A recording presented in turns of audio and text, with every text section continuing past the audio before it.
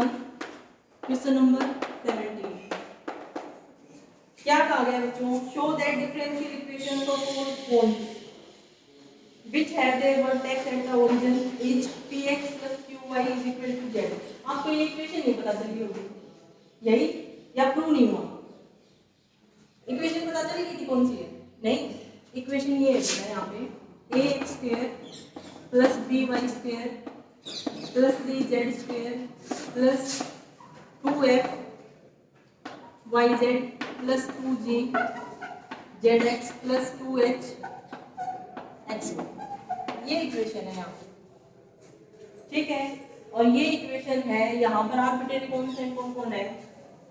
a b c f g h, इनको eliminate करके और आपको पार्शियल डिफरेंशियल इक्वेशन बनानी है। और पार्शियल डिफरेंशियल इक्वेशन भी आपको अपनी मर्जी से, मतलब ऑर्डर नहीं बताना उसका, इसमें बता रखा है कि उसी के इक्वल आपको प्रूव करके दिखाना है। क्या आपको जो प्रूव करना है, इसमें से आर्बिट्रेरी कांस्टेंट को एलिमिनेट करके जो पार्शियल डिफरेंशियल इक्वेशन बनेगी वो क्या आएगी? p x plus q y is equal to z, इसके इक्वल प्रूव करके दिखाना है आपको। ये इज इक्वल टू 0, ठीक है, ये है, इसे याद रखो। अब देखो, सबसे पहले तो यहाँ पर हम ये देखेंगे कि इंडिपेंडेंट वेरिएबल कौन कौन है। इंडिपेंडेंट वेरिएबल कौन कौन है यहाँ पे? एक्स और वाई, डिपेंडेंट वेरिएबल जेड, है ना। तो हम क्या करेंगे? डिपेंडेंट वेरिएबल का with respect to independent variable derivative करेंगे। तो सबसे पहले इसको मैं बोल देती हूँ इक्वेशन नंबर 1। यहाँ से differentiating 1 partially with respect to x, इसका x के रिस्पेक्ट में पार्शियल डेरिवेटिव करेंगे। जो पार्शियल डेरिवेटिव करोगे तो a तो constant as it is x square का 2x, फिर b कांस्टेंट, और जब x के रिस्पेक्ट में पार्शियल डेरिवेटिव कर रहे हो तो y स्क्वायर भी कांस्टेंट, तो by स्क्वायर का डेरिवेटिव जो करोगे तो 0, फिर प्लस c कांस्टेंट। और z तो डिपेंडेंट वेरिएबल है, तो डिपेंडेंट वेरिएबल का तो डेरिवेटिव होगा with respect to independent variable. तो यहाँ से z स्क्वायर का आ जाएगा 2z, और फिर z का जब आप करोगे तो कर ली z बाई कर ली x, ये आ गया, ठीक है। फिर यहाँ से प्लस, यहाँ से करोगे तो 2f constant as it is, यहाँ से 2f as it is, y भी कांस्टेंट है इस वाले पार्ट में, तो y भी एज इट इज। और यहाँ से z का विद रिस्पेक्ट टू x करोगे तो बच्चों कर ली z बाई कर ली x, ये आ गया। फिर उसके बाद यहाँ से 2g तो कांस्टेंट है, z का भी डेरिवेटिव होगा और x का भी होगा, तो प्रोडक्ट रूल लगेगा, है ना, प्रोडक्ट रूल लगेगा ना। तो यहाँ से प्लस 2g, अब प्रोडक्ट रूल लगाओगे तो z एज इट इज और x का with respect to x derivative 1, फिर plus x as it is और z का विद रिस्पेक्ट टू डेरिवेटिव, नहीं, z का derivative with respect to x, तो कर ली z बाई कर ली x, ये आ गया अलग समझ सबको। फिर उसके बाद यहाँ से डेरिवेटिव करेंगे, यहाँ पे करोगे तो बच्चों 2h कांस्टेंट, y भी कांस्टेंट इस केस में, x का with respect to x derivative 1, तो यहाँ से आ जाएगा आपके पास 2hy इज इक्वल टू 0, ये आ गया।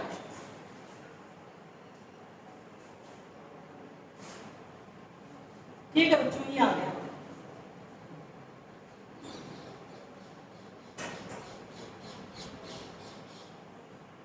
अब देखो हर टर्म में 2 दिख रहा है, हर टर्म में है ना 2, तो 2 कॉमन निकाल के राइट साइड में ले जाओ, 0 हो जाएगा। तो यहाँ से हमारे पास जो इक्वेशन बनी वो आई ax, है ना, प्लस मैं ये टर्म एक साथ ले लूंगी, कर ली z बाई कर ली x वाली टर्म एक साथ लिख लेंगे, बाकी एक साथ। यहाँ से फिर आएगा gz, 2 तो कॉमन निकाल लिया, gz, और यहाँ से क्या आएगा hy, है ना। तो यहाँ पर आप लिखोगे gz प्लस hy, ये आ गया, ठीक है। और फिर कर ली z बाई कर ली x वाली टर्म्स एक साथ लिखोगे, प्लस यहाँ से ये टर्म है, कर ली z बाई कर ली x की, 2 तो निकाल दिया कॉमन, 2 तो ये तो हटा दिया, 2 हटा दिया, कंफ्यूज नहीं होंगे, हटा दिया बस। अब यहाँ से 2 कॉमन निकाल लिया था ना बेटा, फुल उसमें से इक्वेशन में से 2 कॉमन निकाल के राइट में ले गए थे तो 0/2 आएगा, वो 0 बन गया था। अब यहाँ से आप देखो करली z बाई करली x वाली टर्म एक तो ये है, तो करली z बाई करली x कॉमन निकाल लिया हर टर्म में से, करली z बाई करली x ये कॉमन निकाल लिया। अब क्या क्या बचेगा, cz, फिर यहाँ पे fy और यहाँ से gx यही आएगा, लिख दो cz plus fy plus gx is equal to 0। ये आ गई हमारी इक्वेशन नंबर 2, ये आ गई इक्वेशन नंबर 2।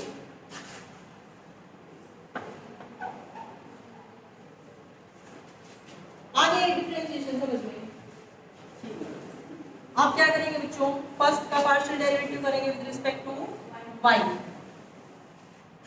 अब इसका partial derivative with respect to y करेंगे। With respect to y partial derivative करोगे तो क्या आ जाएगा, देखो a कांस्टेंट x स्क्वायर भी कांस्टेंट इस वाले पार्ट में, तो ये x स्क्वायर का डेरिवेटिव 0, फिर प्लस यहाँ से बच्चों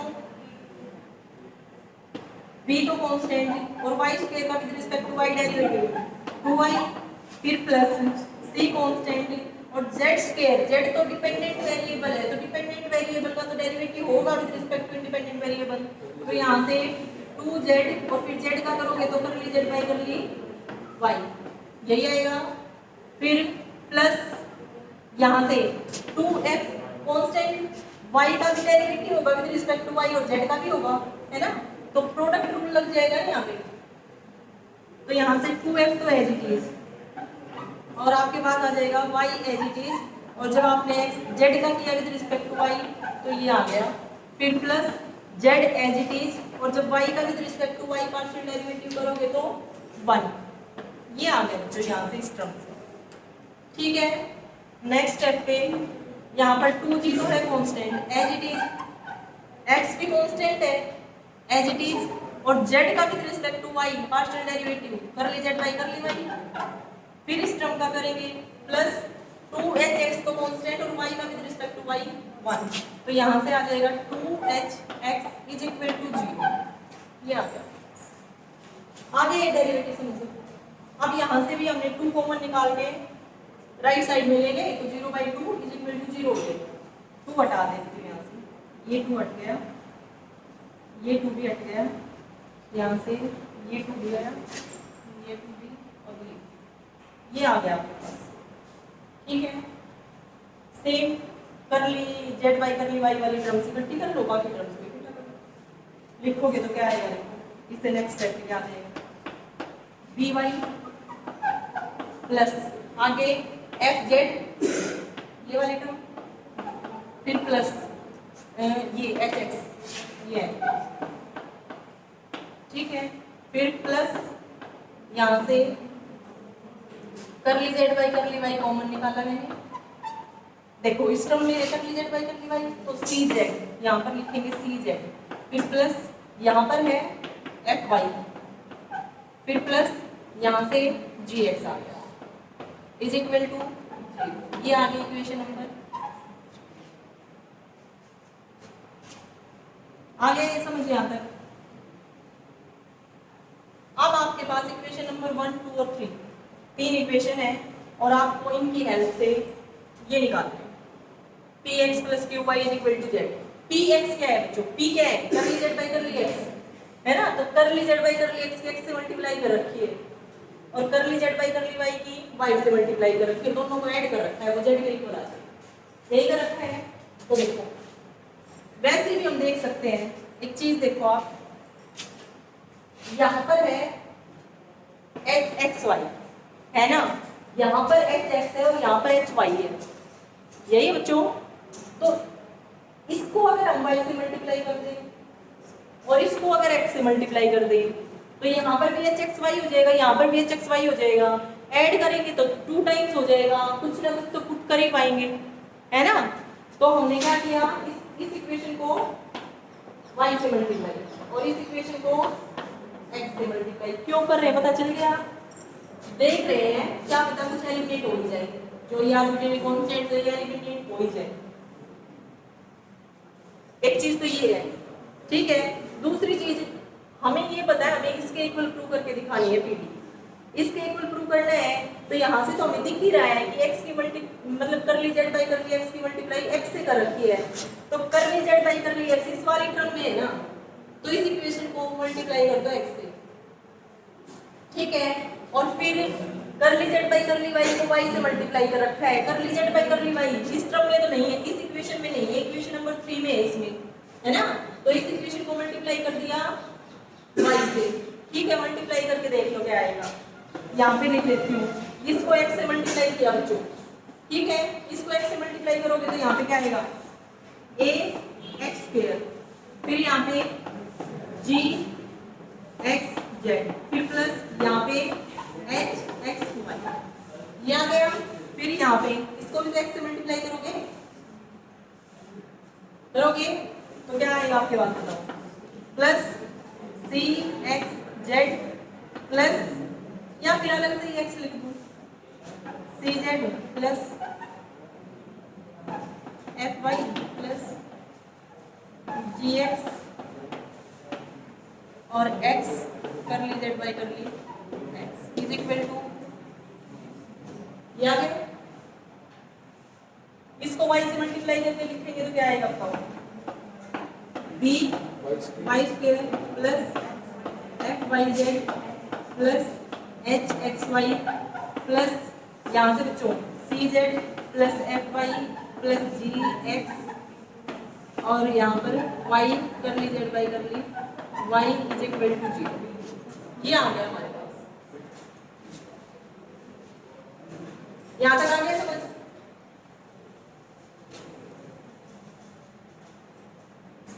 अब ये इक्वेशंस आ गई और इन इक्वेशंस में से आपको इन तीनों इक्वेशंस में से एक ये जो है आर्बिट्रेरी कांस्टेंट दिख रही है एलिमिनेट करने हैं और वहां तक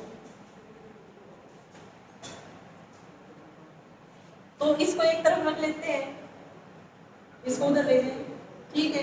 क्योंकि यहाँ पर लेफ्ट साइड में सिर्फ ये वाली टर्म होनी चाहिए ना, इस इक्वेशन में लेफ्ट साइड में ये वाली टर्म रख लेते हैं। फिर ये जो इक्वेशन है इसमें ये टर्म रख लेते हैं लेफ्ट साइड में, बाकी टर्म्स को राइट में ले जाते हैं, ठीक है। तो यहाँ से क्या आएगा आपके पास, यहीं पे करूंगी चेंज, ठीक है, ध्यान रखना यहीं पे चेंज कर रही हूँ। जो इज इक्वल टू 0 था ना, इज इक्वल टू ये तीनों टर्म्स राइट में ले आए तो क्या आएगा, minus A X square minus G X Z minus H X Y, ये आ गया आपके पास, ये आ गया, ठीक है। फिर यहाँ से ये वाले टर्म्स राइट में लेके जाएंगे तो ये 0 के इक्वल है, यहाँ से हमारे पास आ जाएगा minus B Y square minus F Y Z minus H X Y, ये आ गया, ये यहाँ से आ, ठीक है। अब क्या करो, दोनों को ऐड कर दो, दोनों को ऐड कर दो, दोनों को ऐड करोगे तो देखो क्या आएगा, ये दोनों कॉमन है ना, कॉमन है तो यहाँ से कॉमन निकाल दिए, एडिंग इसको इक्वेशन नंबर 4 डाल दो, इसको 5, adding 4 and 5 we get C Z plus F Y plus G X, ये कॉमन निकल गया, दोनों टर्म्स में से कॉमन है ना ये, यहाँ पर भी और यहाँ पर भी। फिर क्या बचा अंदर, x कर ली जेड बाई कर ली x प्लस y कर ली जेड बाई कर ली y इज इक्वल टू, यहाँ से देखो बच्चों minus A X square, minus common निकाल दो हर टर्म में से, ठीक है। तो माइनस अगर हर टर्म में से कॉमन निकाला तो यहाँ पर ए एक्स स्क्वायर फिर प्लस बी वाई स्क्वायर फिर प्लस जी एफ वाली टर्म लिख रही हूँ पहले, प्लस एफ वाई जेड फिर प्लस जी एक्स जेड और यहाँ पर माइनस माइनस नहीं प्लस, यही आया। अब इसकी वैल्यू यहां से निकालो, इसकी वैल्यू यहां से निकालो,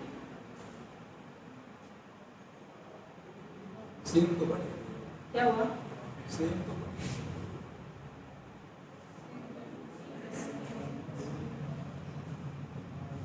क्या सेम है? नहीं, सेम नहीं है। देखो देखो, A X square plus B Y square, ये दोनों टर्म्स तो है दोनों। फिर उसके बाद सी जेड स्क्वेयर नहीं है ना, तो ये सी जेड स्क्वेयर अलग रह जाएगा। फिर उसके बाद यहाँ से एक एफ वाई जेड है, तो टू एफ वाई जेड को हम क्या लिख सकते हैं? F Y Z plus F Y Z लिख सकते हैं।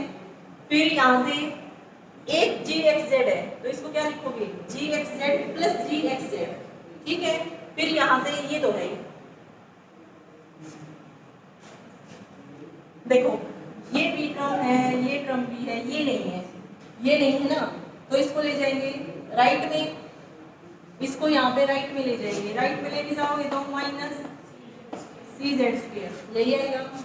फिर उसके बाद यहाँ से एक टर्म है, तो इसको मैं लिख सकती हूँ ना, F Y Z plus F Y Z लिख सकते हैं। एक एफ वाई जेड तो इधर ही रख लिया, एक को ले ले राइट में लेके जाओगे तो माइनस एफ वाई जेड आ गया। फिर उसके बाद यहाँ पर एक जी एक्स जेड चाहिए हमें, तो इसको हम क्या लिखेंगे? Plus G X Z plus G X Z. एक रख लिया लेफ्ट में, एक को ले ले राइट साइड में। राइट साइड में लेके जाओगे तो जी एक्स जेड ये आ गया। उसके बाद ये तो चाहिए ही था। अब जो आपने राइट साइड में लिखे ना बच्चों, उनको यहाँ से हटाओगे ना, यहाँ से ले गए राइट में, तो ये वाली टर्म राइट में जा चुकी है, ये वाली टर्म भी राइट में जा चुकी है, और ये वाली टर्म भी राइट में जा चुकी है, ठीक है। आ गया समझिए यहाँ तक? इसकी वैल्यू ये आ गई, इसकी वैल्यू ये आ गई, ठीक है। तो कर दो पुट, ले जाए। जेड भी कॉमन निकल रहा है, जेड कॉमन निकल रहा है ना, यही पे निकाल के रख देंगे। यहाँ से आप लिखोगे इज इक्वल टू माइनस, इन तीनों में भी माइनस है, माइनस माइनस प्लस हो जाएगा, ठीक है। तो यहाँ पर आपके पास आ गया बच्चों C Z plus F Y plus G X into Z common निकाल लिया यहाँ से तीनों में, ठीक है। अब लेफ्ट साइड में ये टर्म है और राइट में वो है, इससे ये कैंसिल हो गया। क्या आ गया आपके पास? X P plus Y Q is equal to Z. आपके पास आया यहाँ से this implies P X plus Q Y is equal to, यही आपको प्रूव कर देंगे, ठीक है। स्टेप बाय स्टेप चल रहा है। सबसे पहले जो इक्वेशन थी आपकी, उस इक्वेशन का पार्शियल डेरिवेटिव करना है विद रिस्पेक्ट टू एक्स, एक इक्वेशन आ गई, फिर उसका partial derivative with respect to Y कर देना है, ठीक है। इक्वेशन 1, 2 और 3 इन तीनों की हेल्प से आपको एलिमिनेट करने हैं आर्बिट्रेरी कांस्टेंट, ठीक है। कैसे भी कर लो कैलकुलेशन, आपको वो एलिमिनेट करने हैं। लेकिन इस वाले क्वेश्चन में तो ये प्रूव करके दिखाना था, इसके ऊपर ये प्रूव करके दिखाना था। तो यहाँ में तो हमें दिख रहा है x इंटू पी है, y इंटू क्यू है, तो हम क्या करेंगे? जहां पर कर ली जेड बाई कर ली एक्स वाली टर्म है जो इक्वेशन नंबर 2 में आई है, उसको मल्टीप्लाई कर देंगे x से, पूरी इक्वेशन को, इक्वेशन नंबर 2 को x से मल्टीप्लाई कर दिया। फिर इक्वेशन नंबर 3 में कर ली जेड बाई कर ली y वाली टर्म है, तो इक्वेशन नंबर 3 को मल्टीप्लाई कर दिया y से, और दोनों इक्वेशंस को ऐड कर दिया, ठीक है। ऐड करके जो इक्वेशन नंबर 1 गिवन थी उसमें से वैल्यूज निकाल के पुट कर दी। पुट करने के बाद जो आपको प्रूव करना था वही आ गया। एक्सरसाइज 1.1 में किसी बच्चे को और कोई डाउट हो तो बताओ। एक्सरसाइज 1.2 में, एक्सरसाइज 1.2 में बताओ, कर लिए तुमने सारी एक्सरसाइज? कोई डाउट है तो बता दो। दूसरा बता रहे हो, सेकंड बता दो।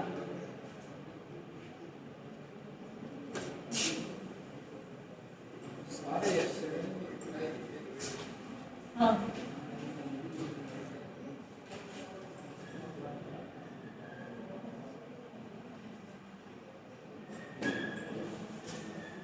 Exercise 1.2 figure number 2।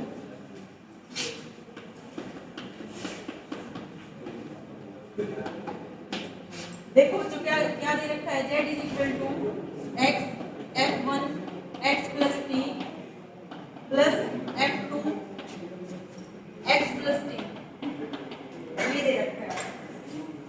ठीक है, तो देखो सबसे पहले तो आप क्या देखोगे, नंबर ऑफ आर्बिट्रेरी फंक्शन है ना, इंडिपेंडेंट वेरिएबल और डिपेंडेंट वेरिएबल। रफ वर्क में जाके ये चेक कर लो, यहाँ पर आर्बिट्रेरी कांस्टेंट कौन कौन है बच्चों, sorry arbitrary functions, arbitrary functions कौन कौन है यहाँ पे, f1 और f2 यही है जिनको आपको एलिमिनेट करना है। उसके बाद डिपेंडेंट वेरिएबल कौन है, z, और इंडिपेंडेंट वेरिएबल कौन कौन है यहाँ पे, x और t। ठीक है बच्चों, ठीक है। अब दो आर्बिट्रेरी फंक्शन इक्वेशन में, तो जब आप पार्शियल डिफरेंशियल इक्वेशन बनाओगे इन आर्बिट्रेरी फंक्शंस को एलिमिनेट करके, तो जो ऑर्डर आएगा वो 2 आएगा, है ना, 2 आएगा। तो ये चीज आ गई समझ। क्या करेंगे बताओ, इस इक्वेशन का पार्शियल डेरिवेटिव करेंगे विद रिस्पेक्ट टू x, फिर इसका पार्शियल डेरिवेटिव करेंगे विद रिस्पेक्ट टू t। तो देखो पहले इसका ये है 1 differentiating 1 partially with respect to x। जब इसका partial derivative with respect to x करोगे बच्चों, तो यहाँ से क्या आएगा, curly z by curly x is equal to, यहाँ से देखना ये जो फंक्शन है ये भी x का है और इनटू में x है, तो इसका भी पार्शियल, इसका भी डेरिवेटिव होगा, इसका भी होगा विद रिस्पेक्ट टू x, दोनों का होगा। तो u इनटू v रूल लगाओगे, u इनटू v रूल लगाओगे तो पहले x एज इट इज, ठीक है। इस फंक्शन का कर देती हूँ मैं डेरिवेटिव, क्या आ जाएगा f1 dash x plus t, और फिर x का with respect to x 1 plus t का 0 हो जाएगा, ठीक है। तो ये 1 ही आ जाएगा साथ में, ये आ गया। फिर x एज इट इज इसका किया तो ये आ गया, फिर प्लस ये as it is f1 x plus t as it is, और फिर इस x का किया विद रिस्पेक्ट टू x तो 1, तो साथ में आ गया 1 यहाँ पे, ठीक है बच्चों। प्रोडक्ट रूल लगाया यहाँ पे, फिर प्लस इस फंक्शन का भी डेरिवेटिव करेंगे, partial derivative with respect to x, इसका करोगे तो f2 dash x plus t, और फिर हमें क्या करना है, x का with respect to x derivative करोगे तो 1 और t का विद रिस्पेक्ट टू x करोगे तो 0, यहाँ पर आ जाएगा 1 प्लस t। ये आ गया इक्वेशन नंबर 2। थोड़ा अरेंज करके लिख देती हूँ, अरेंज करके लिखोगे तो बच्चों ये आ गया curly z by curly x is equal to, यहाँ से क्या आ जाएगा, x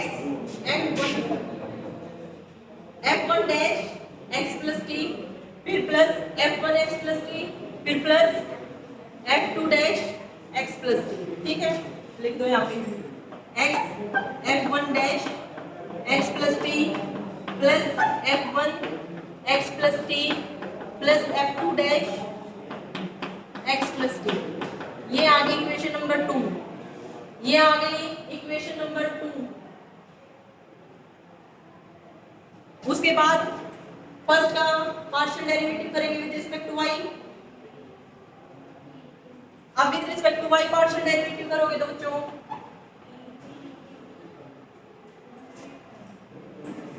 क्या कहेंगे, मिस्टेक हुई है,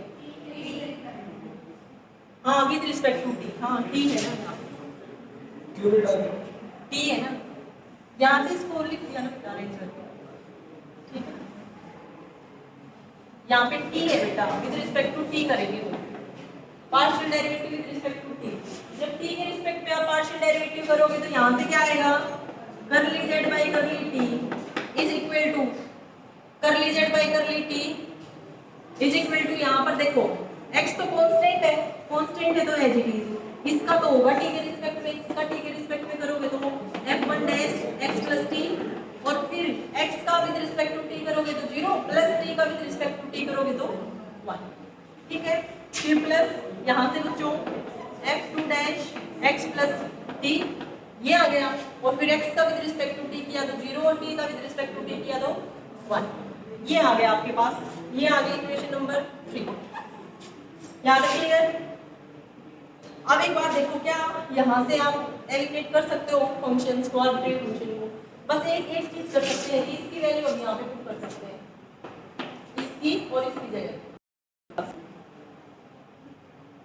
बस इतना ही कर सकते है ना।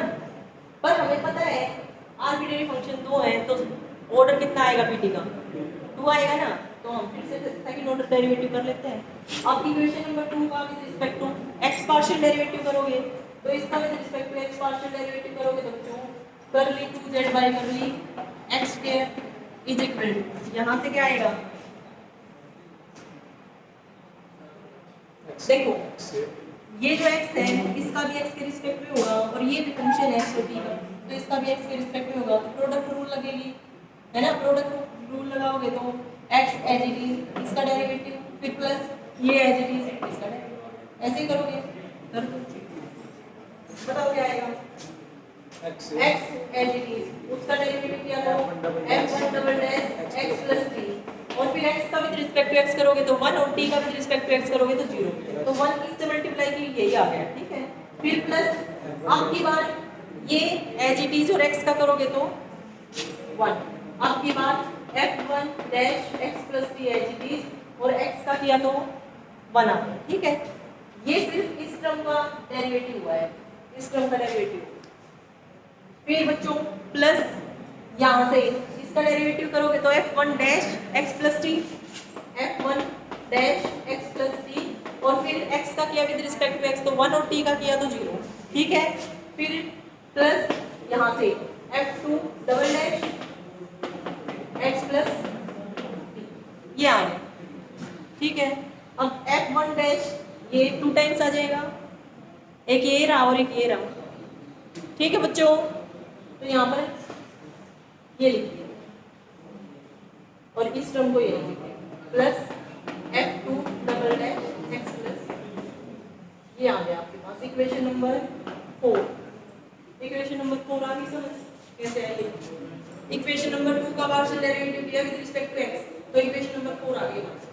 फिर उसके बाद बच्चों इसका with respect to t partial derivative करेंगे, इसका with respect to t partial derivative करोगे तो curly 2z by curly t square is equal to, यहां से देखो अब t के रिस्पेक्ट में डेरिवेटिव हो रहा है तो x तो कांस्टेंट है, इसका होगा डेरिवेटिव है ना, तो x तो एज इट इज और इसका करेंगे तो f1 double dash x plus t और अब x का t के रिस्पेक्ट में करोगे तो 0 और t का विद रिस्पेक्ट टू t करोगे तो 1, तो इनटू में 1 आ जाएगा और 1 की मल्टीप्लाई इसके साथ किया है। फिर प्लस यहाँ पर बच्चों f2 डैश का करोगे derivative with respect to t तो f2 double dash x plus t और यहाँ पर t का विद रिस्पेक्ट टू t करोगे तो 1 आ जाएगा, ये आ गया। इसको बोल दिया इक्वेशन नंबर 5, ठीक है। अब एक चीज और बच गई हमारे पास, या जरूरत ही नहीं है, यहाँ से ये निकल जाना चाहिए नहीं तो एक और डेरिवेटिव कर सकते हो आप, या इसका विद रिस्पेक्ट टू x भी कर सकते हो ना, वो भी तो सेकंड ऑर्डर डेरिवेटिव तो आएगा। जब आप इसका डेरिवेटिव करोगे विद रिस्पेक्ट टू x तो वो भी आपका सेकंड ऑर्डर डेरिवेटिव आएगा। जरूरत पड़े तो कर लेना, नहीं तो यहीं से देख लो, एलिमिनेट करने की कोशिश करते हैं। यहाँ से ये वैल्यू यहाँ पे पुट कर देंगे, वही कर देंगे आगे। देखो ये और ये इसमें भी है तो ये वैल्यू यहाँ पर पुट कर दी, पुट की तो क्या आया बच्चों curly 2z by curly x square is equal to curly 2z by curly t square plus 2f1 dash x plus t, ये आ गया हमारे पास। अब f1 को कैसे एलिमिनेट करोगे, f1 डैश को नहीं हुआ ना, नहीं हुआ ना एलिमिनेट यहाँ से। f1 डैश बताओ एलिमिनेट हुआ है नहीं, तो क्या करो एक और ऑप्शन हमारे पास कि इसका डेरिवेटिव कर दो आप विद रिस्पेक्ट टू x, ठीक है। तो इसका विद रिस्पेक्ट टू x आप डेरिवेटिव करोगे तो देखो क्या आएगा करली 2z by curly x curly t is equal to, इसका with respect to x derivative करोगे बच्चों तो देखो x के रिस्पेक्ट में डेरिवेटिव हो रहा है तो ये भी x का फंक्शन और ये भी x का फंक्शन, प्रोडक्ट रूल लगेगा, लगा दो product rule, x as it is और उसका f1 double dash x plus t फिर प्लस f, अब की बार x का हो जाएगा 1 और ये f1 dash x plus t, आ गया समझ यहाँ तक सबको? कहाँ डाउट आया बेटा? सागर डाउट बेटा नहीं आ गया यहाँ तक समझ? ठीक है। फिर उसके बाद इस टर्म का डेरिवेटिव कर दिया हमने, partial derivative with respect to X. अब इसका करेंगे तो plus f2 double dash x plus यही आया। अब इन तीनों में से करते हैं बेटा, कोई गया नहीं वो है एलिमिनेट। ये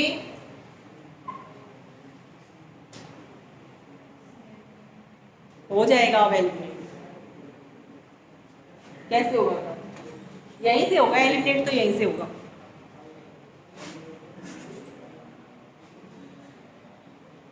यहां पर वैल्यू पुट कर देती हूँ,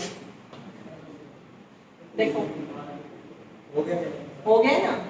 इसको 2 से मल्टीप्लाई कर दो, इसको कर दूं 2 से मल्टीप्लाई। हाँ फिर उससे जरूर इसमें हो जाएगा। इसको 2 से मल्टीप्लाई करना है, 2 से मल्टीप्लाई करोगे तो ये 2 टाइम्स, यहाँ पर ये 2, इसमें से कॉमन निकाल लेना है। ये कॉमन क्या 2 से कर ही देते हैं 2, यहाँ पर भी 2 और यहाँ पर भी 2। ठीक है। अब इसकी जगह कर दो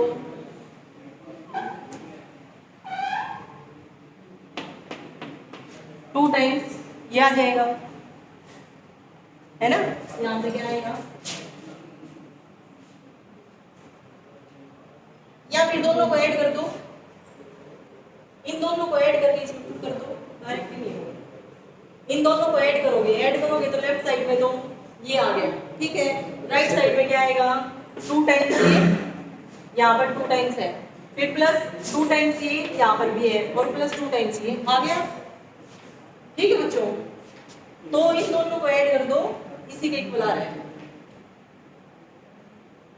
नहीं आया समझ? कंफ्यूज हो गए?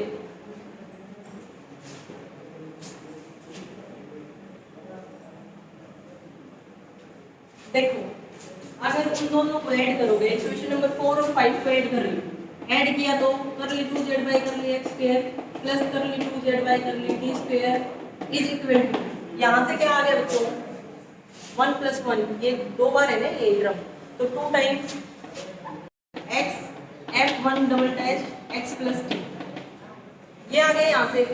फिर प्लस ये टर्म यहाँ है, यहाँ पे नहीं है, तो ये है plus 2 f1 dash x plus t।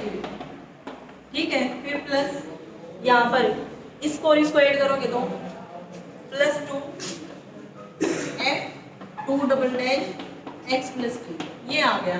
अब इसकी वैल्यू यहाँ से पुट कर दो, ठीक है। इक्वेशन नंबर 6 से पुट कर दो। जब इसकी वैल्यू यहाँ से पुट करोगे तो क्या आ जाएगा, करली 2z बाई करली x स्क्वायर प्लस करली 2z by curly t square is equal to 2 times curly 2z by करली x करली t। ये आपकी पार्शियल डिफरेंशिएशन।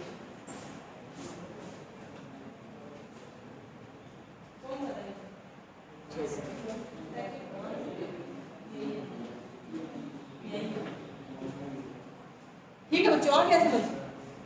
बस कुल मिला के देखो, इसमें क्या करना है आपको, आर्बिट्रेरी फंक्शन को एलिमिनेट करके पार्शियल डिफरेंशियल इक्वेशन बनानी है।